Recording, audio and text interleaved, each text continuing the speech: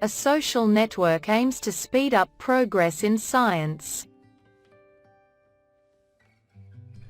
A few years ago, a university researcher was having problems with an experiment that involved medical imaging. His advisor and his friends had no solutions. The researcher was Iyad Madish at Harvard in Massachusetts. I was so frustrated. I said, there has to be something online where I go, where people can, present themselves as a scientist, where they put the information about the research, publications, and you can search for it. The solution was to start a scientific network to connect researchers and share information. ResearchGate is similar to another social network developed at Harvard, Facebook. But Mr. Madish says the purpose of his site is to make scientists more productive. My goal to win the Nobel Prize. And I really believe in that.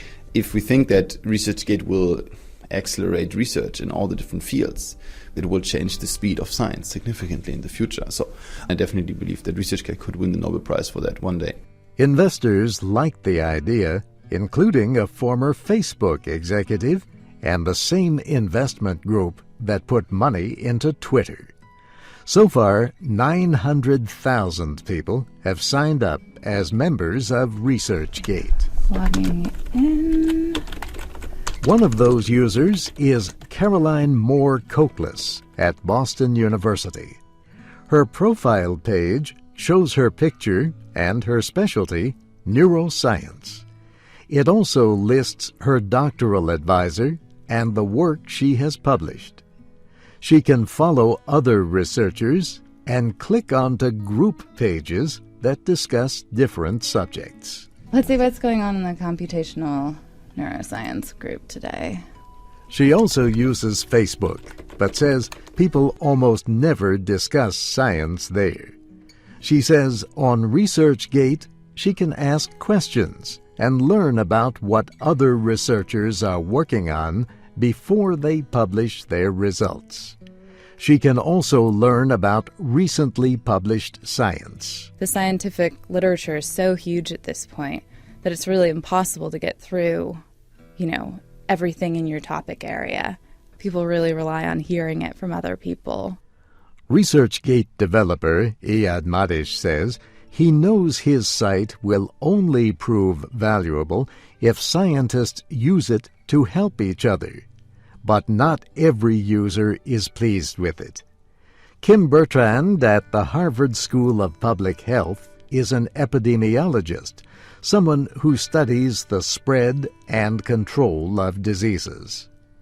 Ms. Bertrand says she finds more value in her own offline network of researchers and advisors than in this online network. Sometimes I get these emails that are like, "Dear Sirs, I'm writing a dissertation on public health. Any suggestions, please advise." I don't need that.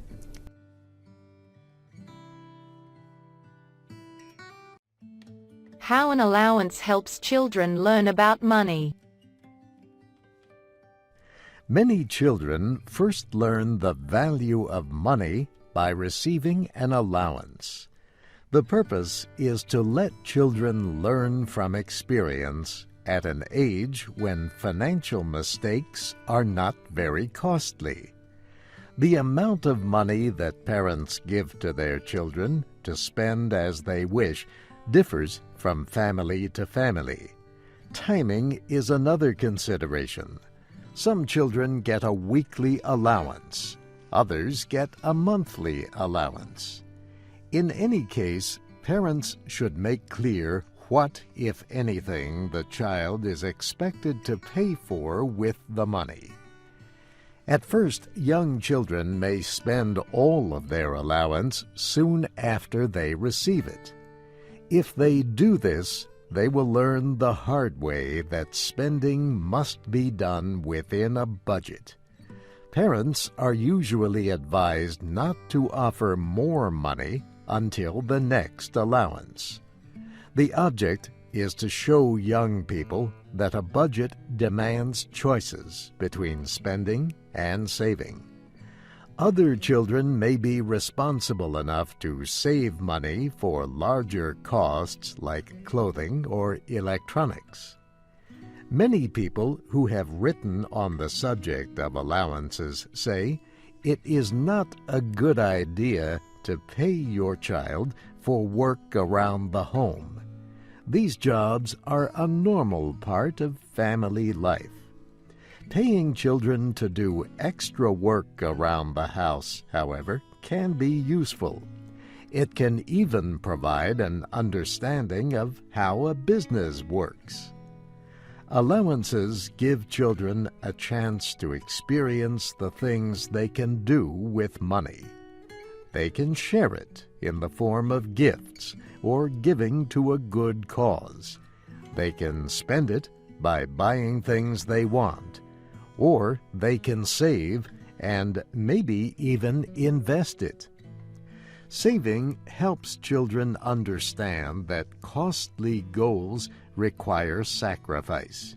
You have to cut costs and plan for the future. Requiring children to save part of their allowance can also open the door to future saving and investing. Many banks offer services to help children and teenagers learn about personal finance. A savings account is an excellent way to learn about the power of compound interest. Compounding works by paying interest on interest. So, for example, $1 invested at 2% interest for 2 years will earn 2 cents in the first year. The second year, the money will earn 2% of $1.02, and so on.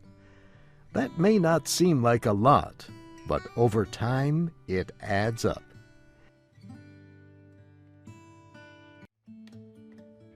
Wiley Post, the first pilot to fly around the world alone.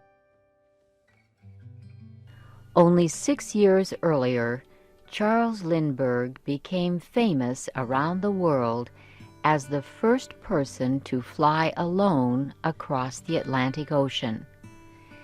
Now, a young pilot was trying to fly across Russia. He had left Moscow several hours before.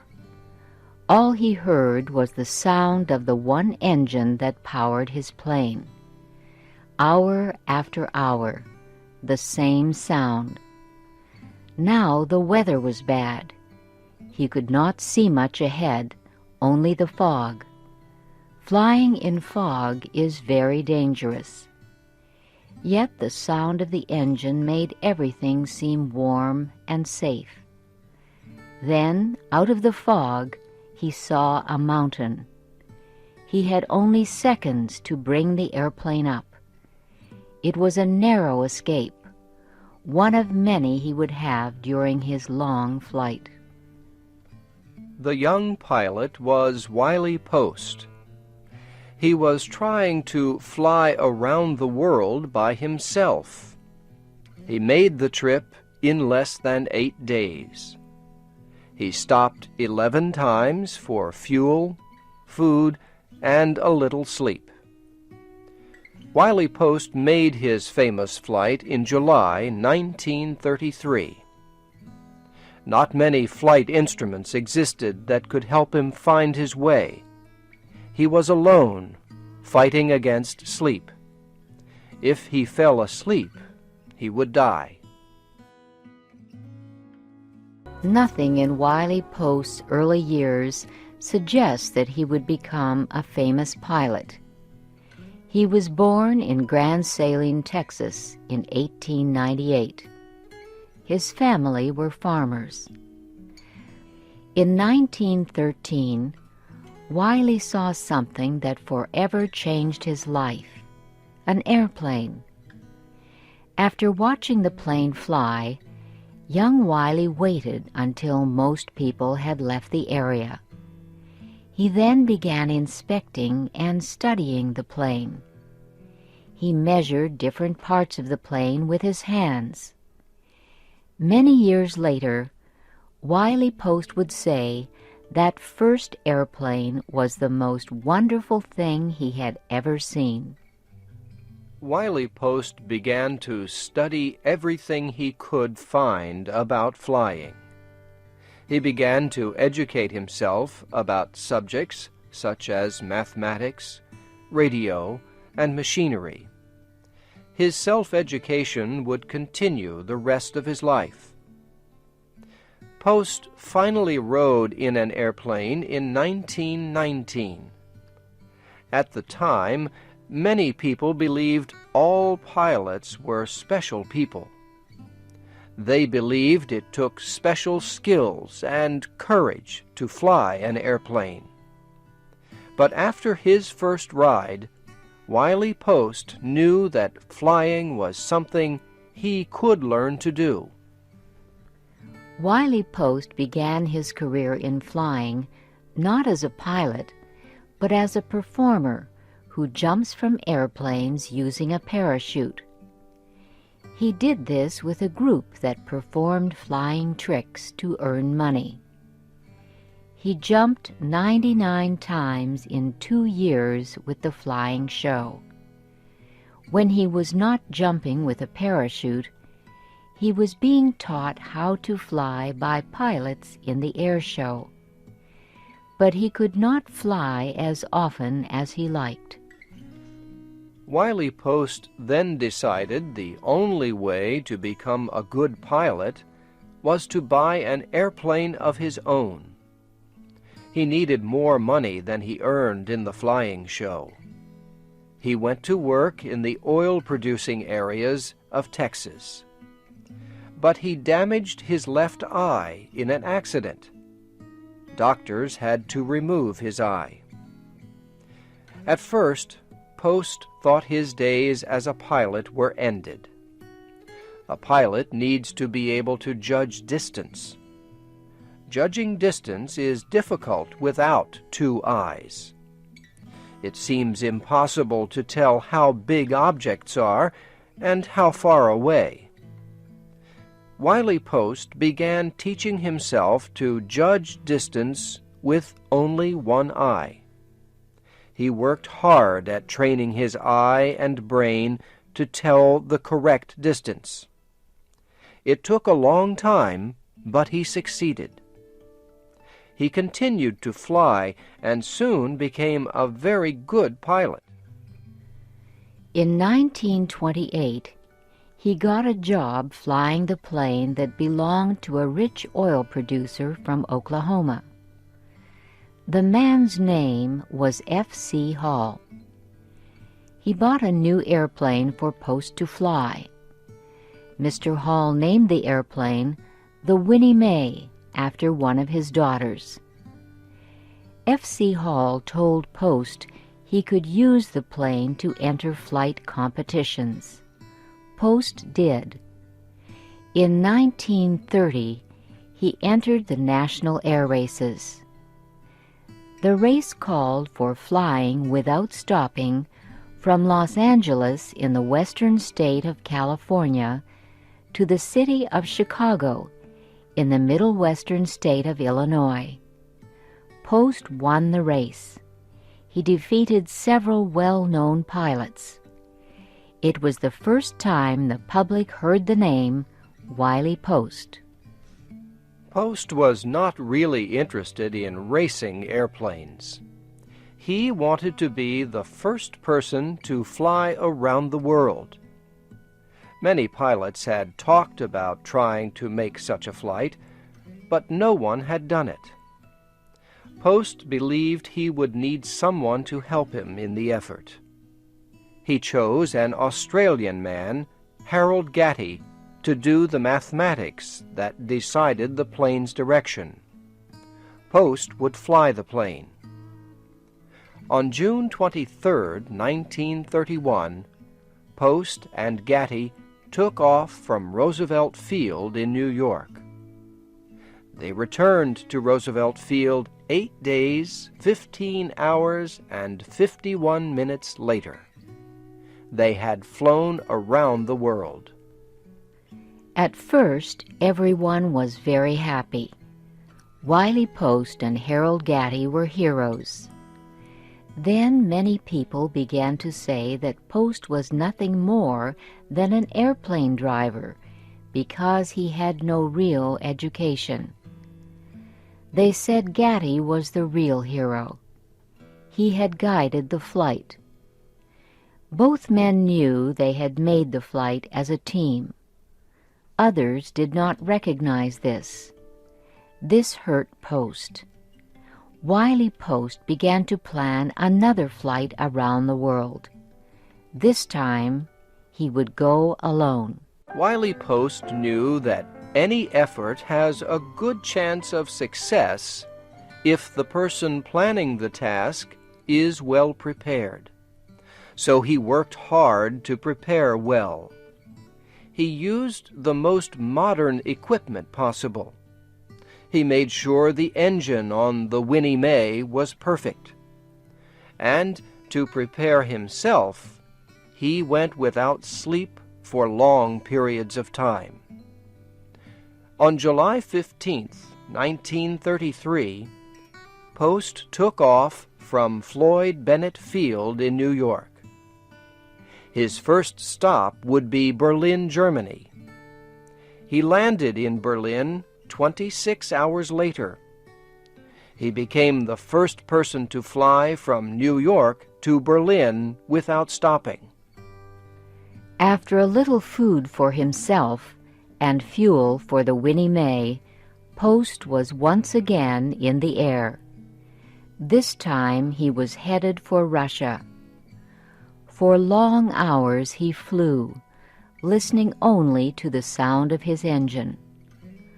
Often the weather was so bad he could not see where he was.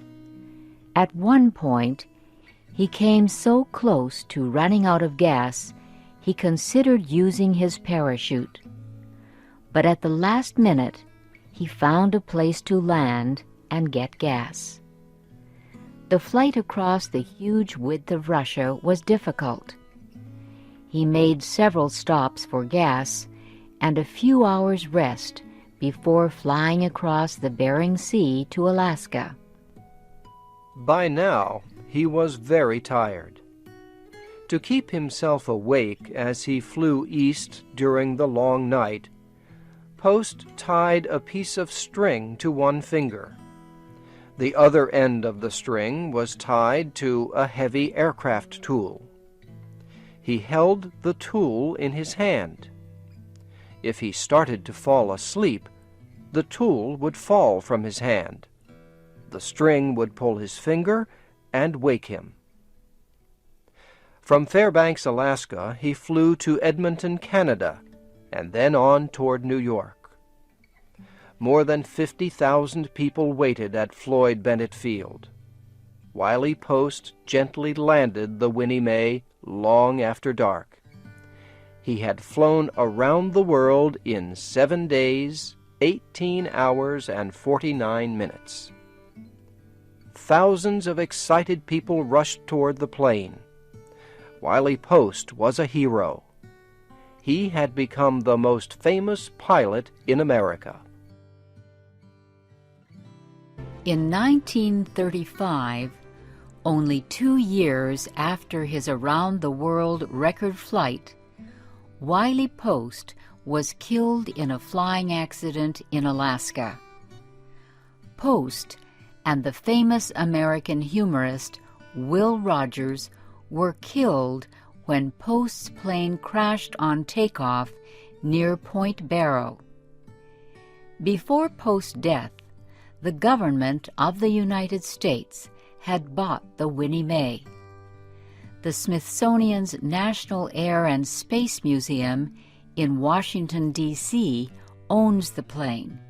You can see it at the museum's Stephen F. Udvar-Hazy Center in Chantilly, Virginia. Many pilots have flown around the world since Wiley Post made his famous flight. His record was first broken only a few years after his death. Since that time, many records for the trip have been made and broken. Yet Wiley Post was the first to fly around the world alone.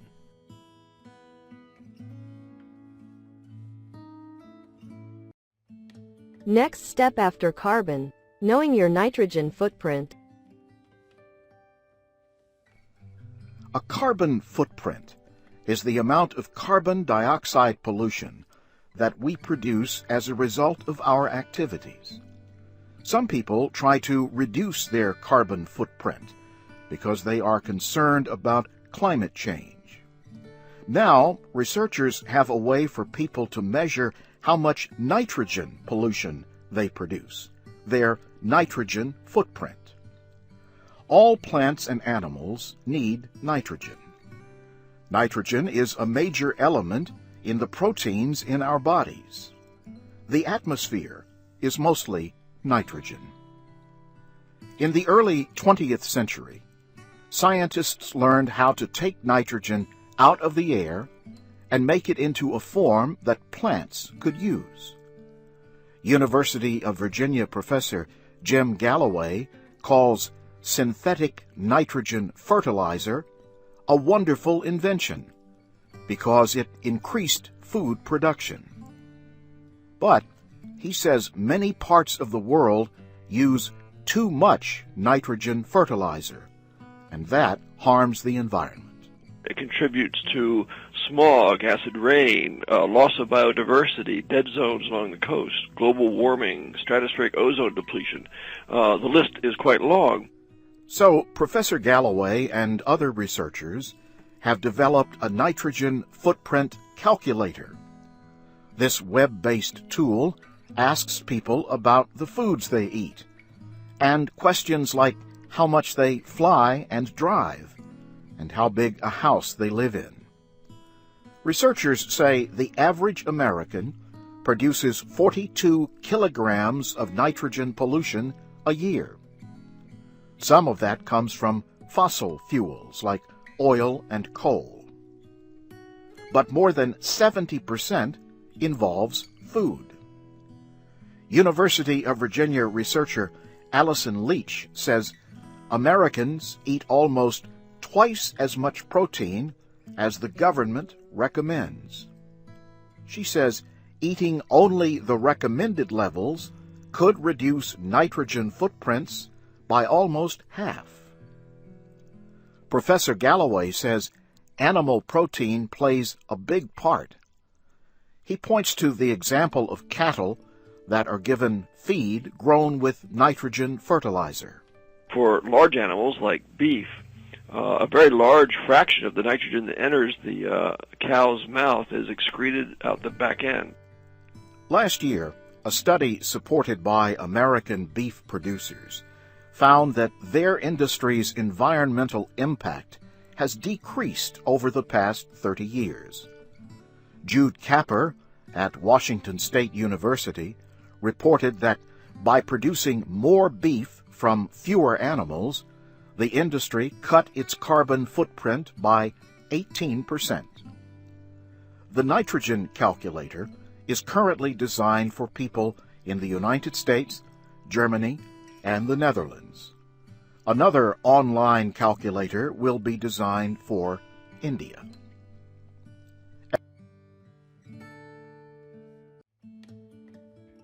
How sharks have paid the price for demand for shark fin soup.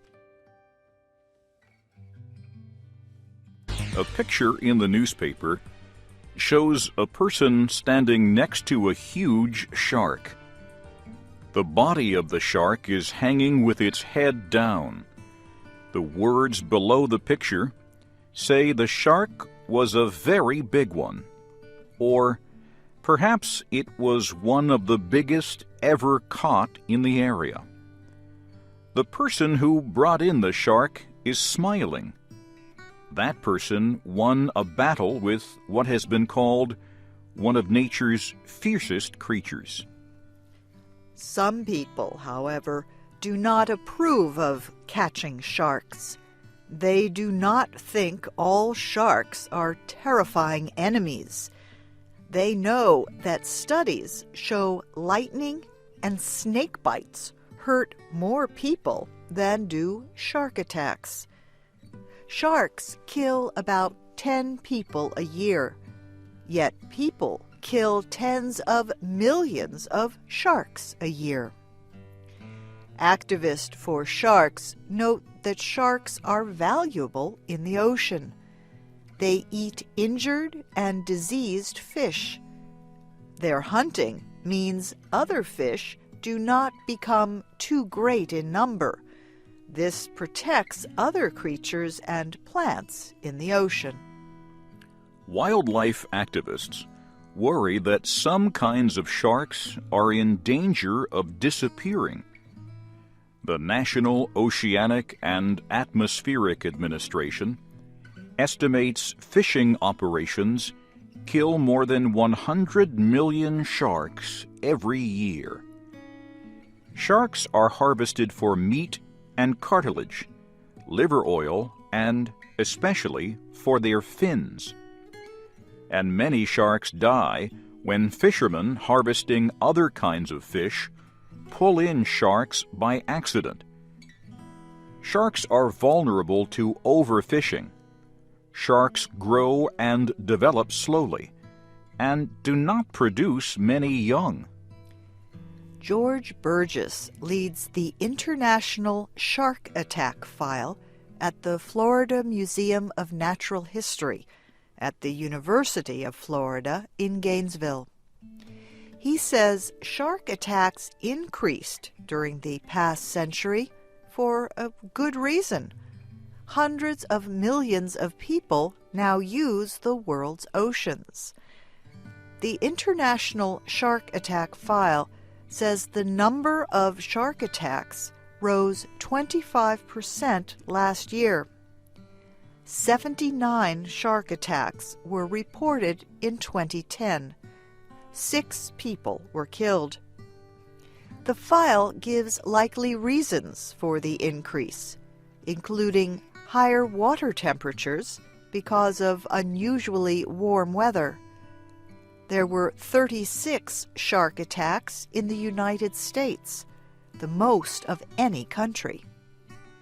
The International Shark Attack File describes shark attacks as either provoked or unprovoked. An unprovoked attack means the person is alive when bitten. It also means the person must not have interfered with the shark. But some divers interfere with sharks on purpose. They want to get the attention of sharks, perhaps to take pictures of them. The diver may put food in the water to get the animal to come close. Sharks do not normally want to be with people, but their excellent sense of smell leads them to food. Some experienced divers say they may not face danger when near a shark, but they say the next person who comes near the shark may be in trouble. The animal's experience with being fed may make it connect food with people. Some divers and filmmakers enter a shark's territory while inside containers made of steel. Others wear heavy metal equipment for protection, and others get near sharks wearing only normal diving equipment. This close contact with sharks has its critics. Some people say it is an invasion of the animal's territory for no good reason. The contact can produce exciting films that may increase public interest and sympathy for sharks, but they may also make us more afraid of them. Today, a major threat to sharks comes from shark fin soup. This food has increased in popularity over the years. Fisheries can earn a lot of money for even 1 kilogram of shark fins. Finning, as it is called, is big business. Fishers cut off the shark's fin while the shark is still alive and throw the animal back into the water. The shark is unable to swim or eat. In hours or days, it bleeds to death on the bottom of the ocean. Wildlife protection groups and many people worldwide have denounced finning as torture. Some areas have banned this activity, but it is hard to enforce the ban in many places. Many people want to save sharks and stop finning. One of them is John McCusker. He is the head of the Aquatic Biology Department at the California Academy of Sciences. Professor McCusker has been studying sharks for more than 30 years. He says finning is not only cruel, but bad for the oceans. We must stop the shark finning, which is resulting in the death of 30 to 70 million sharks each year, because that has so upset ocean ecology by the removal of these often apex top-level predators. Professor McCusker says demand for shark fin soup is strong in China. It is a cultural tradition, and not all Asian cultures believe in it, but what it now is a demonstration, really, of wealth and status. Shark fin soup is usually served at weddings and at banquets, and it's very expensive. The European Union, the nation of Guam, and some individual American states want to stop finning. In January, President Obama signed a measure known as the Shark Conservation Act. The measure strengthens American laws against finning. It requires the fishing industry to bring sharks to port before their fins are cut. Fishers can make a lot of money by selling shark fins. Professor McCusker believes the best way to stop finning is to educate owners of Chinese restaurants not to sell shark fin soup. He also wants to persuade people not to buy it. State lawmakers in California are considering a bill that would make it illegal for people to have, sell, or distribute shark fins.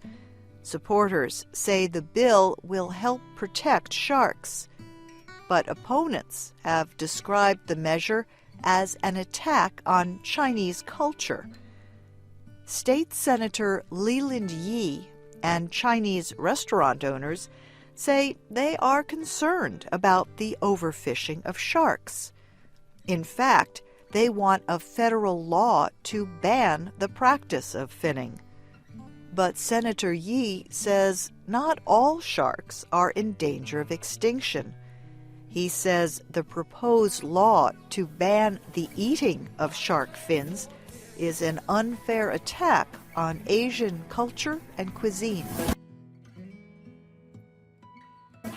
The mystery of what happened to Amelia Earhart will go on. Earhart disappeared more than 70 years ago while attempting to fly around the world. Experts at the University of Oklahoma say they could not link a small piece of bone to the famous pilot. But they also say they will continue tests on a piece of soil or human waste. The International Group for Historic Aircraft Recovery had asked the university to study the material. The group found it on an archaeological dig on Niku-Mororo, an island in the southwestern Pacific Ocean. Niku-Mororo was once called Gardner Island. It could have been on Earhart's way to Howland Island. She and her navigator, Fred Noonan, were hoping to reach Howland to get more fuel for their airplane. Historical records say Earhart died on July 2nd, 1937, when her plane fell into the ocean after all its fuel was gone. But the International Group for Historic Aircraft Recovery disputes the official version of events.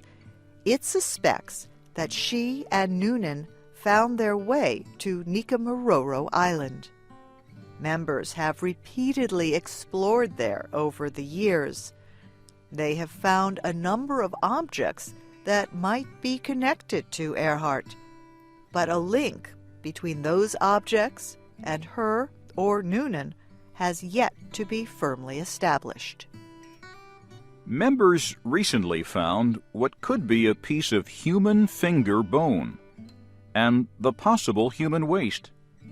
First tests of the bone fragment showed that human genetic material, human DNA, was present, but later tests could not repeat the results. Scientist Cecil Lewis said the human DNA could have been there because people had had contact with the bone.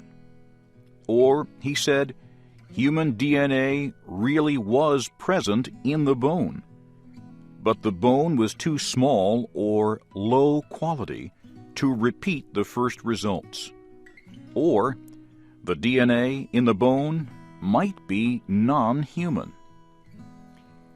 The test results of the piece of soil or waste material were more promising.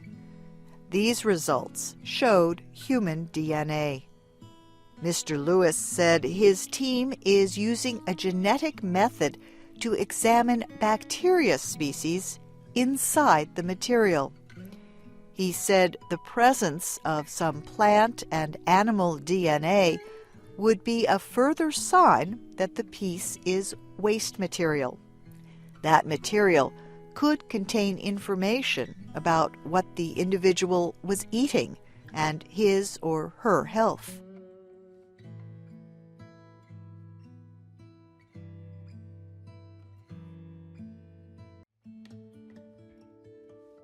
Getting to the bottom of a fish die-off in Southern California.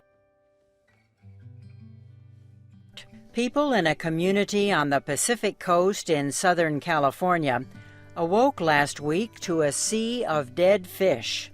About 850 sailboats and powerboats come and go from the marina at King Harbor in the city of Redondo Beach. But the sardines that swam into the marina never swam out. Estimates put the number of dead fish in the millions. Local resident John Archibald described the smell this way. Not bad. Well, I wouldn't be ordering any pizzas around here lately. Reporter Pete Demetrio from KNX News Radio in Los Angeles also spoke to another man who has lived in the area for 26 years. Die-off was as bad as I've ever seen, but they cleaned it up pretty quick, so there's not too much smell. Well, you've got a few fish on the top here, but they're concerned that a lot of it may still be down there on the bottom. What do? Do you try to clean it up or let it just basically decompose? No, just let it go. The crabs will get it.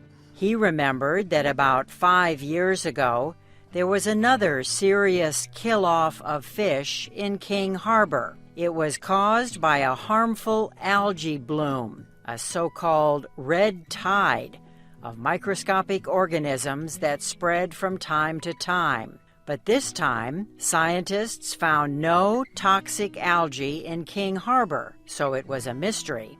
On Friday, a scientist at the University of Southern California released findings of continuing research in his laboratory. Professor David Caron said fish collected on March 8th, the day of the kill, tested strongly positive for domoic acid in their stomach contents. Domoic acid is a powerful neurotoxin produced by one kind of microalgae.